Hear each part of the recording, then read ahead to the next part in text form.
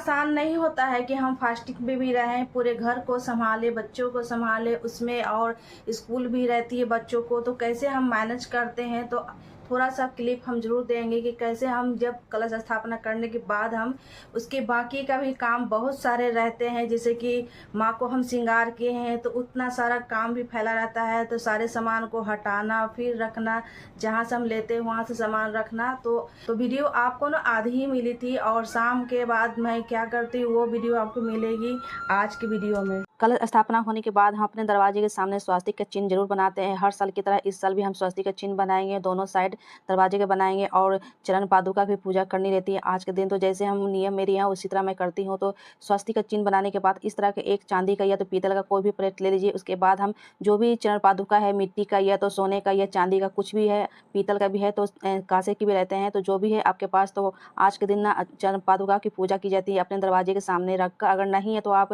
Rory कुमकुम से भी स्वास्तिक बनाने के बाद जो है ना चंद्र पादुका बना सकते हैं। तो मैं दोनों तरह की पूजा करती हूँ। और कलश स्थापना होने के बाद बाकी बहुत सारे काम रहते हैं, शाम रात हो जाती है, काम बहुत सारे रहते हैं घर के, और जो भी पूजा पाठ की सामग्री रहती है वो सब कुछ हटाना भी रहता है, क्योंकि बहुत काम फैल जाते हैं इस दिन। और आज तो पाठ नहीं हो पाएगा, जैसे देखते हैं टाइम मिलेगा तो पाठ भी करना है अभी, क्योंकि अभी दोपहरी हो रही है और कलश स्थापना हो गई है, लगभग 2-2:30 बज रही होगी। और जैसे ही कलश स्थापना हुई उसके बाद बाकी काम मैं करना शुरू कर दी हूँ। अभी पाठ है बाकी करने के लिए। तो यहाँ मैं रोरी कुमकुम हल्दी से यहाँ पर स्वास्तिक बनाने के बाद मैं चंद्र पादुका भी बनाती हूँ अपने दरवाजे के सामने, और इस तरह से हर साल मैं करती हूँ। तो यहाँ एक घी के दीपक भी पवित्र मैंने कर दिया है। उसके बाद हम इसी दिए से हम करेंगे यहीं पर आरती।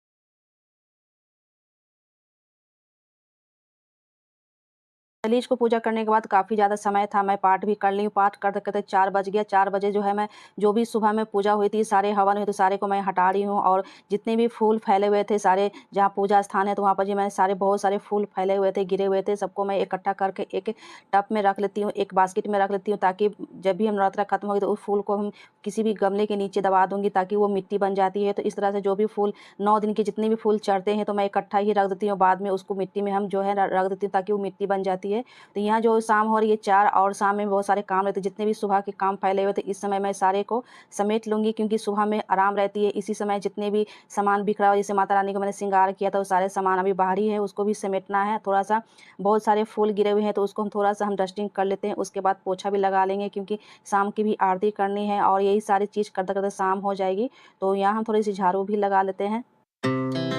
Our hearts beat to the city streets. We began to feel the fire. We rise like tall buildings as the chemicals they take us higher. The night's young and it's just begun as she puts her hand in mine. We wanna chase the night, wanna dance to the light, pull the stars from the sky, just two hearts running wild. Never sleep, never stop, as we shout from the top. We're gonna तो सबसे ज़्यादा आज ही काम रहता है, जिस दिन कलश स्थापना रहती है तो विशेष काम रहती है, क्योंकि कलश स्थापना करने में बहुत समय लग जाती है। उसके बाद पाठ करनी होती है और जितने भी सामान बिखरे रहते हैं सारे को समेटना भी रहता है, ताकि अगर हम सामान को समेटे रहते हैं तो काम करने में भी ईजी रहती है। इसलिए मैं सामान को साथ के साथ जो है समेट देती हूँ, और जितने भी काम फैले हुए थे अभी जो है सारे काम को समेट लूँगी। तो सुबह में माता रानी को श्रृंगार की थी तो सारे सामान यहीं पर बिखरा हुआ है। जुड़ली है, माता रानी के सेट है गले के, और मुकुट भी है। तो इसी बॉक्स में जो है माता रानी के सारे जो है ना जुड़ली रखी रहती है। तो मैं उस समय ना 2-3 बॉक्स निकाल ली थी। ऐसे तो बहुत सारे उनके जुड़ली है, मगर 2-3 ही जो पहनाना था मैं वही बॉक्स निकाली हूँ। और यहाँ इस तरह से जो है ना इधर-उधर सामान जो है बिखरा हुआ है तो इसको अच्छे से मैं अरेंज करके रख देती हूँ, ताकि बाद में दिक्कत ना हो। साथ के साथ मैं रखते जाती हूँ ताकि सामान मेरे फैले नहीं रहें, और इस तरह से अरेंज करके रखती हूँ तो बाद में दिक्कत नहीं होती है, और बाद में कभी भी निकालना रहता है तो तुरंत जो है फटाफट मिल जाता है। तो इसको अच्छे से अरेंज करके रख देती हूँ, ताकि इधर-उधर ये सामान उस बॉक्स में रखा गया है हर बार में, क्योंकि सुबह में बहुत जल्दीबाजी में मैं माता रानी को स्नान की और उसके बाद उनका पोशाक पहनाई, श्रृंगार की, 16 श्रृंगार किया जाता है आज के दिन। तो यहाँ देखिए माता रानी की जो पोशाक चेंज करके निकाली थी इस ओढ़नी में, तो इसी में रखा हुआ है। और इसमें थोड़ा-सा भी उनको जो है श्रृंगार करने के लिए बाकी है, जो कि मैंने बनाई थी घर पर चनिका पहनाने के लिए। अभी उनका फेस ढका हुआ है, जब जिस दिन सप्तमी के दिन फेस हटेगा तो उस दिन मैं इस तरह के जो चनिका बनाई हूँ इसको पहनाने वाली हूँ। अभी नहीं पहनाई हूँ क्योंकि उनका भी मुँह ढका हुआ है। तो मैं 6 दिन तक जो है ना, जब भी नवरात्रा करती हूँ तो उनका मुँह ढक कर ही रखती हूँ। उसके बाद सप्तमी के दिन उनका पट जैसे ही खुलता है तो थोड़ा बहुत और भी श्रृंगार उस दिन होता है, जैसे फूलों की माला से कुछ भी अगर और भी श्रृंगार करना है तो उस दिन करती हूँ। तो इसको सारे को मैं रख रही हूँ क्योंकि काम फैला रहता है ना, तो बहुत दिक्कत होता है काम करने में। तो इसको साथ के साथ मैं अरेंज करते जा रही हूँ। और शाम की 5 बज गई है तो मैं आ गई किचन में, थोड़ी-सी चूल्हा वगैरह जो है साफ़ कर देती हूँ। और इसमें थोड़ा-सा बच्चे लोग थोड़ा बहुत कुछ बनाए थे खाने के लिए, क्योंकि आज उन लोगों का भी फास्टिंग ही हो गई है, क्योंकि सुबह से कुछ भी नहीं खाए, थोड़ा-सा ब्रेड वगैरह कुछ खाए थे और उसके बाद कुछ भी नहीं खाए हैं। जिस दिन मेरा व्रत रहता है, अमित का रहता है, तो बच्चे लोग का भी जो है पूरा दिन जो है फास्टिंग ही हो जाता है।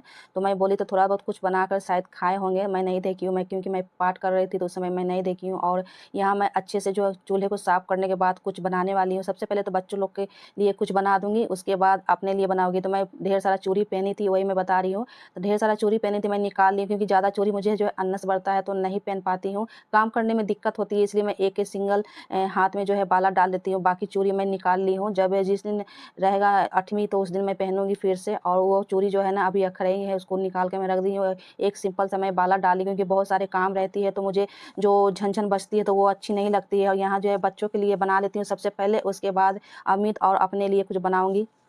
बच्चे के लिए मैंने खाना बना दिया रात का, उसके बाद शाम हो गई है तो मैं आ गई हूँ बालकनी में। तो कल मैं बहुत सारा लॉन्ड्री का काम की थी, तो बहुत सारे कपड़े फैले हुए हैं तो ये सूख चुके हैं, तो इसको हम उठाकर जो है अंदर ले जाएँगे। ये छोटा सा मेरा बालकनी है, इसी में कपड़े डालकर मैं छोड़ देती हूँ, 2 दिन में ये सूख जाता है।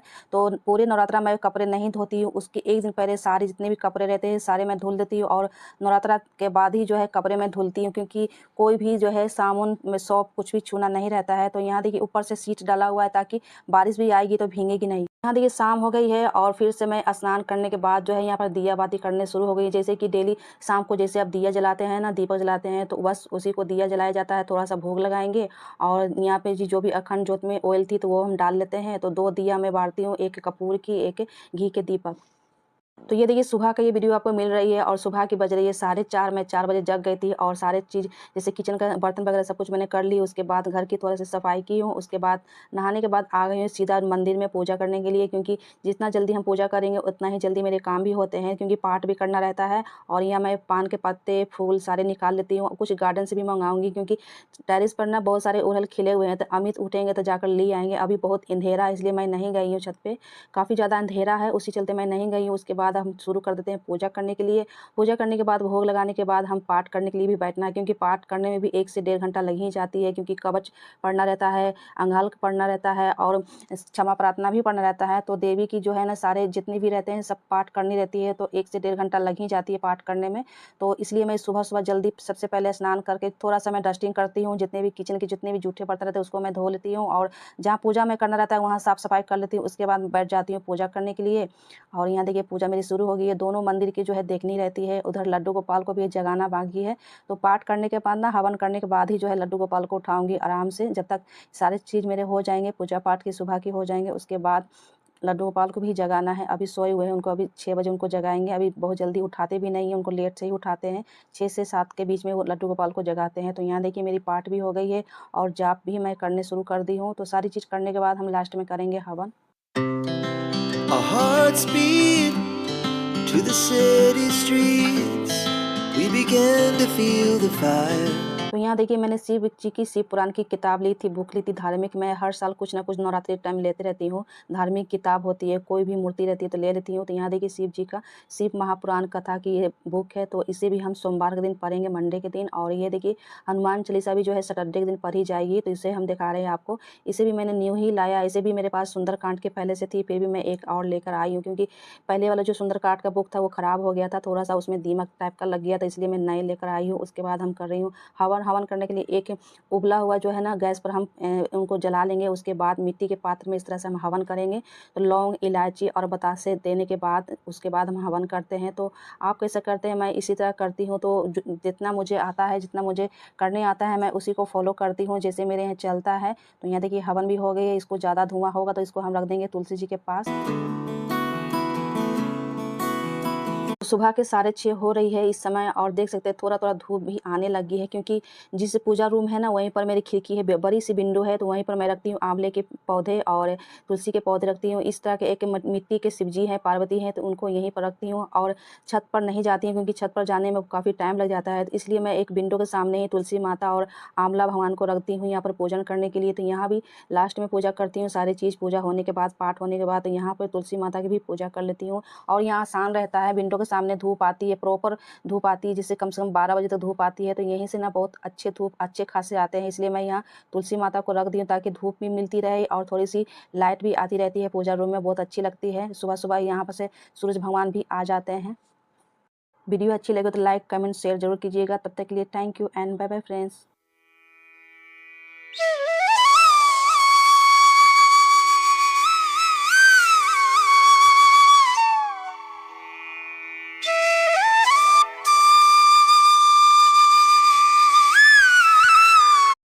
माता रानी की चरण पादुका हो तो इसको उठाकर आज हम रख देते हैं मंदिर में। कल पूजा होगी तो आज उठाकर हम रखते हैं मंदिर में।